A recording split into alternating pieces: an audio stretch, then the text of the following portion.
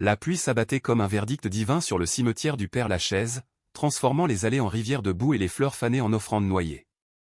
Arthur Duval, le regard perdu dans les inscriptions gravées sur la pierre froide, murmura une prière qu'il n'avait jamais cru prononcer un jour, « Pardonne-moi, Élise, pour tout ce que j'ai feint d'aimer. » Et soudain, un cri perçant déchira le voile de son deuil, non pas le sien, mais celui d'un enfant, porté par un homme aux épaules secouées de sanglots, agenouillé à quelques tombes de là, un bébé minuscule serré contre sa poitrine trempée. Arthur se figea, le cœur battant au rythme d'une horloge détraquée. Qui était cet homme, dont le visage, ravagé par les larmes, évoquait un tableau de Delacroix aux passions et tourments entremêlés? Il s'approcha malgré lui, l'imbrella inutilement refermée, et posa une main hésitante sur l'épaule du stranger. « Monsieur. Laissez-moi vous aider. Ce petit ange ne mérite pas cette tempête. » Hugo releva la tête, ses yeux verts, injectés de sang, croisant ceux d'Arthur comme un éclair dans la nuit. Il était beau, d'une beauté brute et usée, avec des traits ciselés par la souffrance, une mâchoire carrée ombrée de barbe naissante, des lèvres tremblantes qui formaient un « merci » muet. Le bébé, une fillette de quelques mois aux joues rougies par le froid, s'accrochait à la chemise mouillée de son père, ses pleurs se muant en hoquets intermittents. Hugo essuya son visage d'un revers de manche, révélant un tatouage discret sur son avant-bras, un cœur brisé, entrelacé d'une encre. Elle s'appelait Camille. Ma femme. Partie il y a 3 mois, emportée par ce maudit cancer.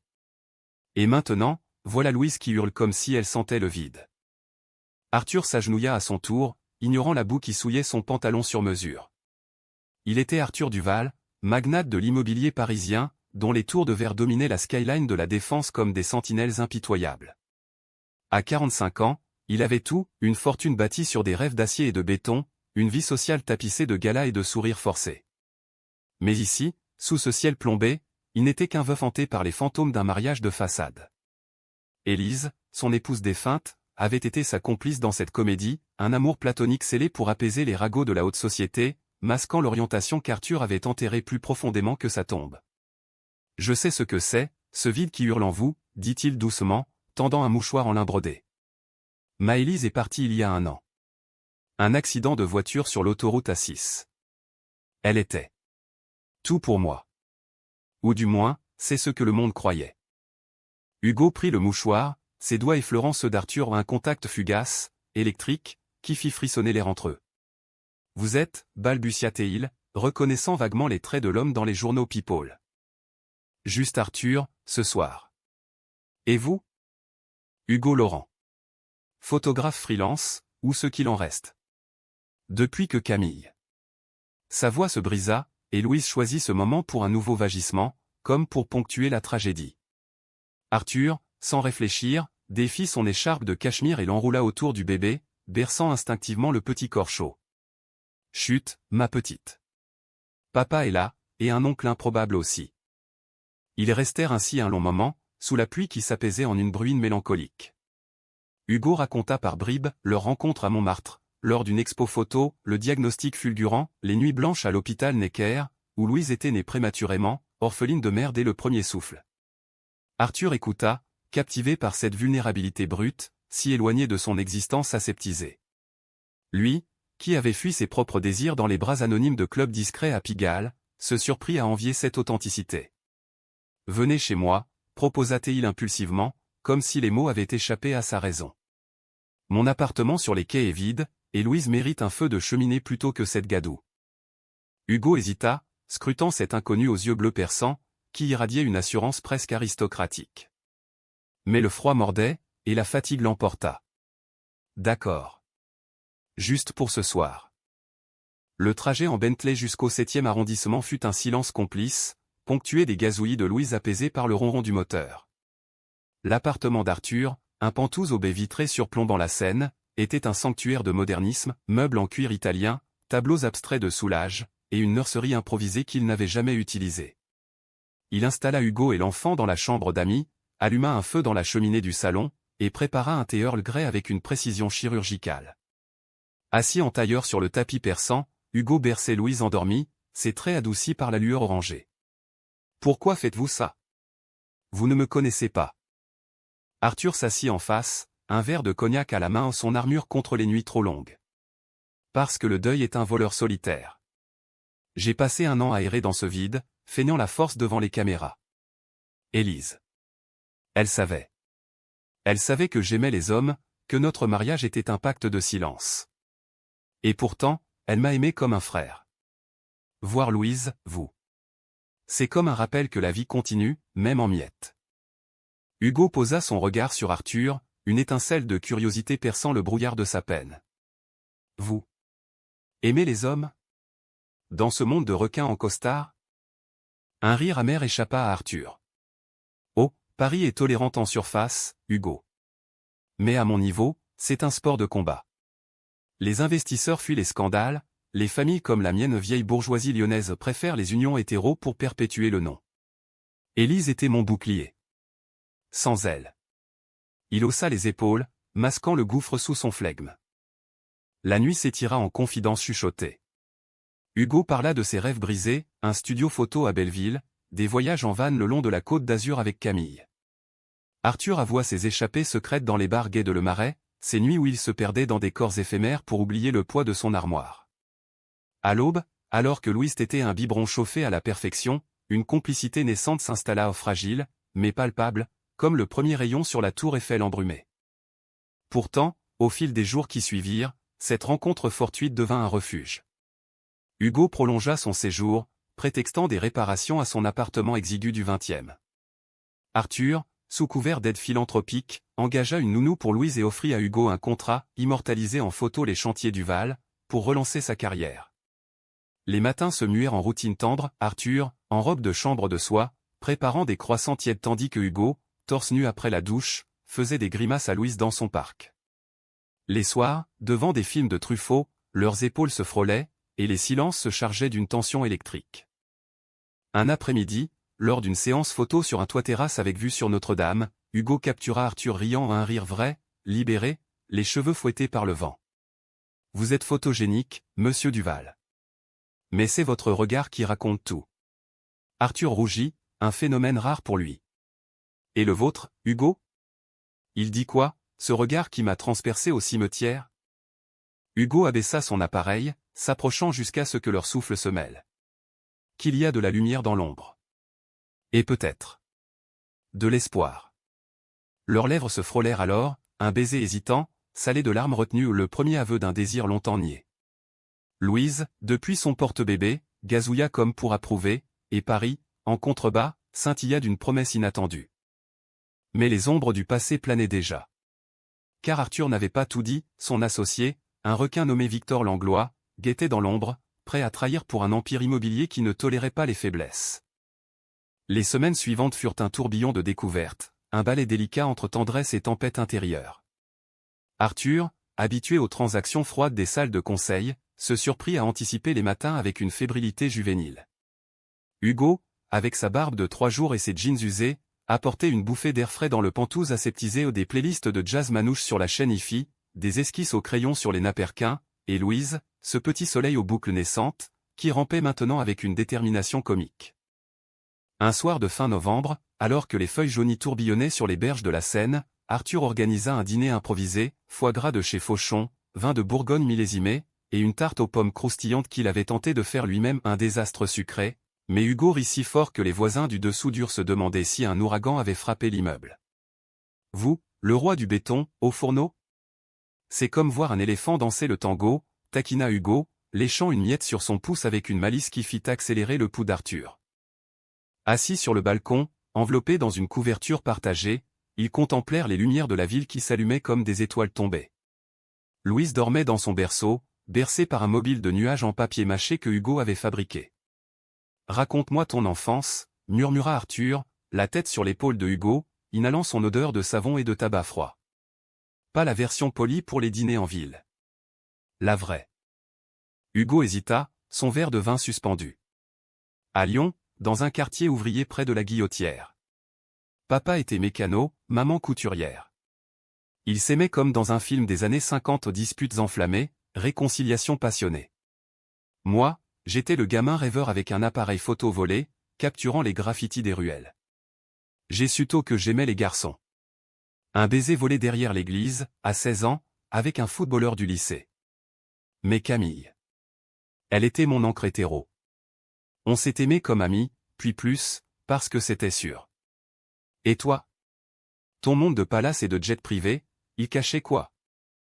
Arthur soupira, fixant le dôme des Invalides au loin. Une cage dorée. Mon père, un industriel impitoyable, m'a éduqué pour succéder, Harvard pour le MBA, mariages arrangés pour les alliances. Élise était la fille d'un sénateur, notre union, un contrat en blanc. J'ai aimé un homme, une fois, vraiment à New York, lors d'un stage. Il s'appelait Julien, un artiste éphémère. Père l'a appris, m'a renvoyé en France avec une leçon, l'amour est un luxe, Arthur. Le pouvoir, une nécessité. Depuis, j'ai collectionné les conquêtes anonymes. Jusqu'à toi. Leurs mains s'entrelacèrent, et Hugo attira Arthur contre lui, leurs lèvres se trouvant dans un baiser plus profond, plus affamé.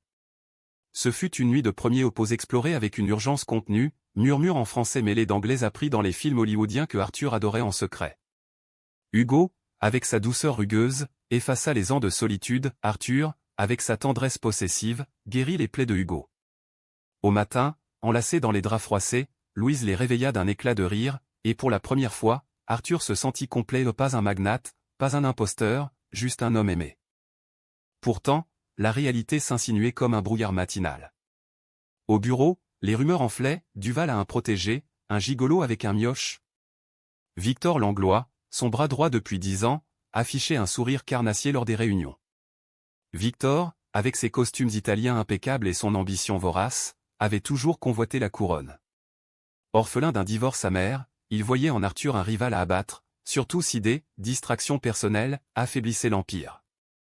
Un midi, lors d'un déjeuner au Plaza Athénée, Victor planta la graine du doute. Arthur, mon vieux, ce Hugo. Il est charmant, mais attention.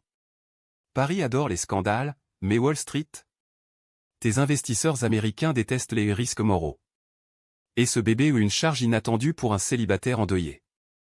Pense à l'image de marque. Arthur balaya l'air d'un geste las. Victor, Hugo n'est pas une charge. Il est ma bouée. Et Louise, un miracle.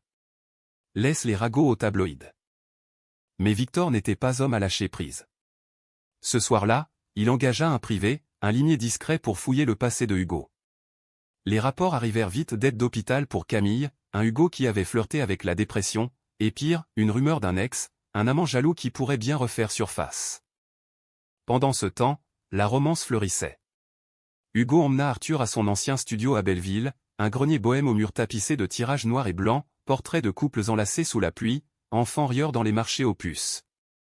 C'est ici que j'ai rencontré Camille, confia Hugo, posant son appareil pour embrasser Arthur contre une fenêtre couverte de buée. Mais c'est ici que je t'aime, toi, maintenant. Arthur, ému, offrit à Hugo une Leica vintage, un trésor de sa collection. Pour capturer non plus la douleur, mais la lumière. Leur amour, naissant et vorace, les poussait à des escapades, un week-end à Deauville, où ils marchèrent main dans la main sur la plage déserte, Louise emmitouflée dans un landau, une soirée au cabaret de Pigalle, où Arthur, libéré, dansa un slow langoureux avec Hugo sous les regards complices. Mais le conflit couvait. Une nuit, après un appel de son notaire des complications sur l'héritage d'Élise, contesté par un cousin cupide, Arthur sombra dans une crise de doute. Et si j'étais égoïste, Hugo? Te traîner dans mon monde de requin, exposer Louise à ça? Hugo le serra fort, ses lèvres contre son oreille. L'égoïsme, c'est de vivre à moitié. On affronte ensemble. Pourtant, la trahison frappa comme un coup de tonnerre. Victor, armé de photos volées Arthur et Hugo enlacés sur le balcon, les envoya anonymement à la presse économique. Le matin suivant, le Figaro titrait « Le veuf de Duval, un scandale rose au cœur de l'immobilier ?» Les actions de Duval Corp chutèrent de 5% en une heure. Arthur, face à son conseil d'administration, sentit le sol se dérober. Hugo, apprenant la nouvelle par un texto paniqué, accourut au bureau, Louise sur la hanche. « C'est Victor, n'est-ce pas? J'ai vu comment il te regarde. » Arthur, blême, hocha la tête. « Il veut ma place. Et maintenant, il a l'arme parfaite, moi, vulnérable. » La tempête s'emplissait, et avec elle, les premiers craquements de leur idylle fragile. La tourmente médiatique s'abattit sur eux comme une horde de vautours affamés, transformant leur bulle d'intimité en arène publique. Les paparazzis campèrent aux abords du Penthouse, flash crépitant comme des mitrailles, les appels des journalistes. « Monsieur Duval, confirmez-vous votre relation homosexuelle? Et ce bébé, est-ce une adoption secrète ?» Saturait le téléphone d'Arthur. Il se retrancha dans son bureau de la Défense, une forteresse de verre et d'acier où les murs semblaient rétrécir à chaque alerte boursière. Hugo, de son côté, protégeait Louise comme un lion, promenade masquée dans le Marais, chez des amis artistes solidaires, mais les murmures le rattrapaient. « T'es le toy-boy du millionnaire, hein? Profite bien, lança un ancien client au téléphone, annulant une commande. La rage bouillonnait en lui non contre Arthur, mais contre ce monde qui salissait l'amour naissant. Pourtant, il ravala sa fierté, cuisinant des bouillons réconfortants pour les nuits où Arthur rentrait brisé, les épaules voûtées sous le poids des trahisons. Le cœur du conflit palpita lors d'une confrontation explosive avec Victor. Arthur l'invita dans son bureau, feignant le calme, Louise jouant innocemment sur un tapis à ses pieds, un appât calculé pour humaniser la scène. Victor entra, son sourire de requin intact, un dossier sous le bras. « Arthur, mon cher, c'est pour ton bien. » 7. Liaison expose l'entreprise. Les Saoudiens hésitent sur le deal du Qatar, les Américains parlent de risque ESG et diversité, oui, mais pas au prix d'un boycott. Arthur se leva, toisant son traître de toujours. « Tu as envoyé ces photos, Victor. 13 ans de loyauté, balayés pour un siège plus haut. » Victor haussa un sourcil, feignant l'innocence. « Moi ? Ridicule. Mais admettons. C'est un avertissement. Rond, où je publie plus, tes nuits à Pigalle, tes amis new-yorkais. Élise le savait, non ? Ton petit secret. » Hugo, qui avait surpris la fin de l'échange depuis la porte entr'ouverte, entra comme une furie, déposant Louise dans les bras d'Arthur avant de se planter face à Victor. « Sortez. Vous n'êtes qu'un parasite en cravate. Arthur mérite mieux que vos manigances. » Victor ricana, mais ses yeux trahirent une lueur de peur face à cet homme au poing serré, aux yeux verts flamboyants. « Et toi, le veuf fauché avec un bâtard? Tu crois que ton charme de quartier suffit? Duval Corp est un empire, pas un conte de fées. » Les mots fusèrent comme des gifles, accusations de manipulation, de vulnérabilité exploitée. Arthur intervint, voix d'acier, « Victor, tu es viré. Tes actions? Rachetées à prix fort.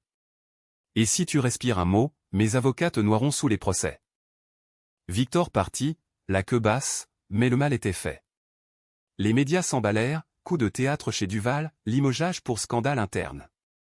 Arthur, dans l'œil du cyclone, se tourna vers Hugo, le regard hanté. « J'ai tout risqué pour nous. Et si c'était une erreur ?» Hugo le prit dans ses bras, ignorant les flashs au dehors. « L'erreur, c'est de se cacher. On publie notre vérité. Une interview, ensemble. Pour Louise, pour nous. » La décision fut prise dans la fièvre d'une nuit passionnée, où leurs corps s'unirent avec une urgence désespérée aux sueurs et larmes mêlées, promesses chuchotées contre la peau. Le lendemain, ils accordèrent une entrevue exclusive au Monde, Arthur, droit et fier, tenant la main de Hugo, Louise gazouillant sur ses genoux. « Oui, j'aime Hugo. Oui, nous formons une famille. Et Duval Corp renaîtra, plus humain, plus fort. » Les réactions fusèrent, soutiens enflammés des communautés LGBTQ+, lors d'une manif sur les Champs-Élysées, mais aussi venin au boycott d'associés conservateurs, fuite sur le passé d'Arthur. Le climax survint lors du gala annuel de l'entreprise, au carrousel du Louvre, un écrin de cristal et de marbre où Paris High Society paradait. Arthur, en smoking Tom Ford, escortait Hugo en velours noir ajusté, Louise confiée à la nounou. Les murmures s'amplifièrent, regards en coin, rires étouffés. Puis Victor surgit, ivre de vengeance, un micro volé en main lors du discours d'Arthur. « Mesdames, messieurs. Le grand Arthur Duval, pilier de la finance, avoue ce soir qu'il est un imposteur. Photo à l'appui, nos nuits folles à Cannes, Arthur, avec moi. » Le silence tomba comme une lame. Victor avait bluffé ou une vieille aventure bisexuelle, exagérée pour blesser. Mais le doute s'insinua, flash crépitant, chuchotements assassins. Hugo, blême, serra le bras d'Arthur. « C'est un mensonge. Dis-leur. » Arthur, le cœur en lambeaux, monta sur scène, micro en main. Victor ment. Mais il a raison sur un point, j'ai menti longtemps. À vous, à moi-même. Hugo n'est pas une passade, il est ma vérité. Et si cela coûte mon empire, qu'il en soit ainsi. Applaudissements sporadiques, huée mêlés au chaos pur. Hugo entraîna Arthur dehors, dans les jardins sombres du Louvre, où la lune filtrait à travers les branches. Tu as été courageux. Mais Victor. Il va payer. J'ai des preuves, email, enregistrement de ses menaces. Un ami hacker chez Orange. Pourtant, la nuit tourna au vinaigre. Dans la limousine, Arthur explosa, tu savais pour Victor? Pourquoi ne m'as-tu rien dit? Hugo avoua, des soupçons, un dossier qu'il avait commencé à compiler pour protéger leur amour naissant. Je voulais te préserver.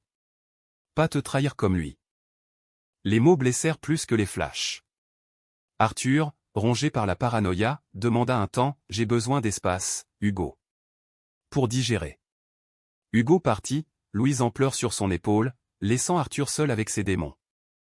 Les jours suivants furent un purgatoire, Arthur noya son chagrin dans le Bourbon, annulant réunions et deals, Hugo, replié à Belleville, noirci des pellicules de portraits tourmentés Arthur fantôme, Louise endormie sur une tombe imaginaire. La trahison, double, rongeait, celle de Victor, et celle involontaire de Hugo, qui avait gardé le secret trop longtemps. Mais l'amour, tenace, refit surface lors d'une visite surprise. Hugo, sous une averse torrentielle, sonna à la porte du Penthouse, trempé, un album photo sous le bras. Regarde. Nos moments. Pas les mensonges, la vérité. Arthur, ému, feuilleta les pages, leur premier baiser figé en noir et blanc, Louise riant aux éclats, Paris en toile de fond. Pardonne-moi, murmura-t-il, attirant Hugo dans une étreinte salée de pluie et de regret. Pourtant, le vrai climax guettait, Victor, acculé, lança une OPA hostile sur Duval Corp, allié à des fonds qataris véreux. La bataille pour l'Empire et leur amour ne faisait que commencer. La guerre pour Duval Corp s'embrasa comme un feu de paille, consumant tout sur son passage, nuit blanche en salle de crise, avocat en essaim, et une presse qui se délectait du spectacle, duel des titans, trahison et amour au sommet. Arthur, galvanisé par la réconciliation avec Hugo, se lança dans la contre-attaque avec une férocité inédite. Hugo, devenu son ombre discrète, apportait une perspective extérieure, pense comme un photographe, Arthur. Capture l'essentiel, la vision humaine de ton empire, pas les chiffres froids. Ensemble, ils forgèrent une stratégie audacieuse, une campagne de communication centrée sur la résilience familiale, avec Hugo aux commandes des visuels ou des pubs montrant des familles arc-en-ciel dans des logements du Val, slogan, des foyers pour tous les cœurs. Louise devint muse involontaire, son sourire potelé illuminant les mocs UPS. Les investisseurs progressistes mordirent à l'hameçon, les actions remontèrent de 8% en une semaine. Mais Victor, tapi dans son bunker du 16e, contre-attaqua vicieusement. Il diffusa des leaks falsifiés, audits bidons accusant Arthur de détournement, et pire, une lettre supposée d'Élise, révélant qu'Arthur l'avait forcé à un mariage sham pour couvrir ses vices. La douleur frappa Arthur comme un uppercut, Élise, son encre disparut, souillée post-mortem. C'est faux, hurla-t-il à ses conseillers, brandissant l'original du testament où elle l'absolvait avec tendresse. Mais le doute s'infiltra, même chez les alliés. Hugo, sentant la fracture, organisa une retraite d'urgence, un week-end à la campagne normande, dans une longère louée près d'Honfleur. L'air salin, les pommiers en fleurs malgré la saison, et Louise babillant dans les herbes opérèrent leur magie. Assis sur un banc face à la mer agitée, Arthur confia ses peurs les plus noires, et si Victor gagne? Je perds tout à l'entreprise, notre sécurité. Toi, tu mérites mieux qu'un homme brisé. Hugo, les yeux rivés à l'horizon, prit sa main. Brisé? Tu es entier, Arthur. Ton empire n'est pas des tours, c'est nous, ici, avec le sel sur les lèvres et le vent dans les cheveux. Si on tombe, on rebâtit. Ensemble. Leur baiser, sous un ciel d'ardoise, fut un serment, corps et âme entrelacés, défient les tempêtes. De retour à Paris, le climax explosa lors de l'Assemblée générale extraordinaire, au Palais des Congrès. La salle, bondée de shareholders en costumes austères, bourdonnait de tension. Victor, au premier rang, arborait un air triomphant, flanqué de ses proxys qataris voilés de discrétion. Arthur monta à la tribune, Hugo dans l'ombre des coulisses avec Louise, un oreillette reliant leur cœur. « Mesdames, messieurs » entama Arthur, voix ferme malgré le tremblement intérieur, Duval Corp n'est pas qu'un conglomérat. C'est un legs, celui d'Élise, ma sœur d'âme, qui m'a appris la compassion. Victor Langlois prétend me détruire avec des mensonges. Mais regardez, l'écran s'illumina de preuves emails interceptés, enregistrement de Victor complotant avec des concurrents chinois. Il a trahi non seulement moi, mais vous tous. Pour son avidité. Un murmure d'indignation parcourut l'assemblée. Victor bondit, Rougeau, calomnie. Duval est un hypocrite, un homosexuel refoulé qui a sacrifié sa femme pour ses amants. Le silence fut brisé par Hugo, surgissant des coulisses, micro en main, Louise sur la hanche. Assez. Je suis Hugo Laurent, et j'aime Arthur Duval. Pas pour son argent, mais pour l'homme qui a tendu la main à un père en deuil au père Lachaise. Élise? Elle nous a bénis du ciel. Et vous, Victor, vous n'êtes qu'un serpent. La salle explosa, applaudissements, cris, et Victor, démasqué, fut escorté dehors par la sécurité, son OPA avorté dans l'humiliation. Ce soir-là, dans les bras d'Arthur, Hugo pleura de soulagement. On l'a fait. Pour nous. Mais la victoire fut douce amère, des alliés s'étaient retournés, des contrats rompus. Arthur, ruiné en partie, vendit des actifs pour stabiliser l'entreprise, réinventant Duval Corp en un géant vert et inclusif. Pourtant, une ombre persistait, l'ex de Hugo, un certain Romain, un artiste toxique croisé à l'époque de Camille. Romain, jaloux des photos virales, contacta la presse, Hugo m'a quitté pour un ricain plein aux as. Il a toujours été opportuniste. Les tabloïds s'emparèrent, le Toy Boy a un passé sulfureux. Arthur, encore fragile, confronta Hugo lors d'un dîner tendu au Meurice. Dis-moi la vérité. Romain. C'était quoi? Hugo, les yeux baissés, avoua, une relation abusive, finie avant Camille, mais qui l'avait marqué au doute sur sa valeur, peur d'abandon. Je ne t'ai pas dit pour ne pas t'effrayer. Mais c'était une erreur de silence. Comme Victor pour toi. La dispute éclata, accusation de cachotterie mutuelle, peur d'être l'autre dans un monde qui juge. Arthur, blessé, claqua la porte, j'ai besoin de temps. Vraiment, cette fois. Hugo, seul avec Louise, erra dans les rues pluvieuses de Paris, le cœur en miettes. Les jours s'étirèrent en agonie, Arthur, noyé dans le travail, évitant les appels, Hugo, enchaînant les shoots pour survivre, mais chaque clic évoquant le fantôme d'Arthur. Louise, sentant la tourmente, devint irritable, ses nuits hachées par des cauchemars. Le point de non-retour survint lors d'une expo solo de Hugo à la Galerie Mact, à Saint-Paul-de-Vence, un cadeau d'Arthur, ironiquement. Les œuvres, une série sur l'amour perdu et retrouvé, culminant en un diptyque, Arthur au cimetière, regard hanté, puis enlacé avec Hugo et Louise sous le soleil. La foule applaudit, mais Romain surgit, saoul, renversant un verre sur un tirage. C'est moi qui t'ai inspiré, Hugo. Pas ce bourgeois refoulé. Hugo le repoussa, mais le mal était fait, un éclat de verre blessa sa main, s'encoulant sur le sol au pas mortel, mais symbolique. Arthur, alerté par un appel, accourut en hélico privé, trouvant Hugo pensé dans une arrière-salle, pâle mais fier. Je suis venu, balbutia Arthur, tombant à genoux. Sans toi, je suis vide. Pardonne mes doutes. Romain n'est rien, c'est toi, mon tout. Hugo, larmes aux yeux, l'embrassa, le sang tachant leur étreinte. Et Victor, les mensonges où on les enterre ensemble. Pour Louise. Pour nous. La réconciliation fut cathartique, une nuit à l'hôtel Negresco, où ils se promirent fidélité absolue, corps et âme nus sous les étoiles provençales. Mais le vrai test guettait, la famille d'Arthur, les Duval de Lyon, convoquant une réunion impérieuse. La confrontation avec la famille Duval se déroula dans la Bastide ancestrale de Lyon, un manoir Renaissance aux murs tapissés de portraits sévères ancêtres en perruque poudrée, juge silencieux des péchés modernes. Arthur arriva en convoi, Hugo à ses côtés, Louise endormie dans son siège auto, un doudou lapin serré dans son poing minuscule.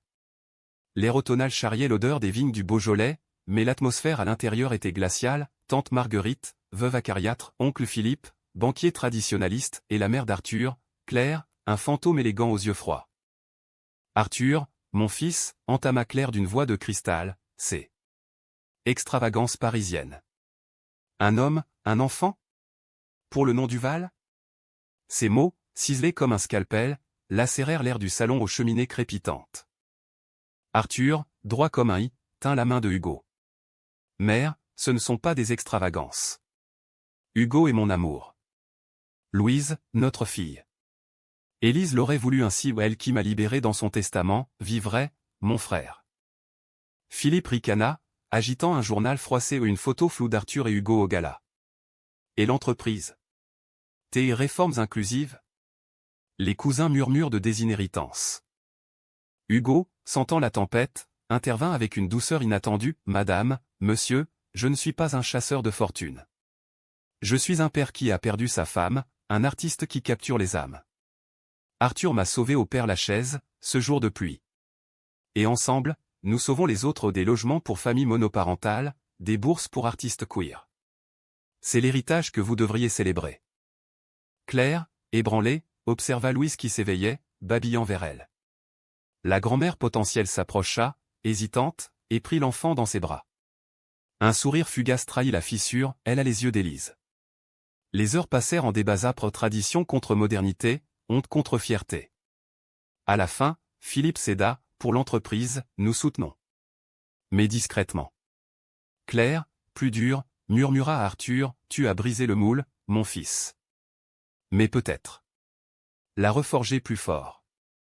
Le retour à Paris fut une renaissance.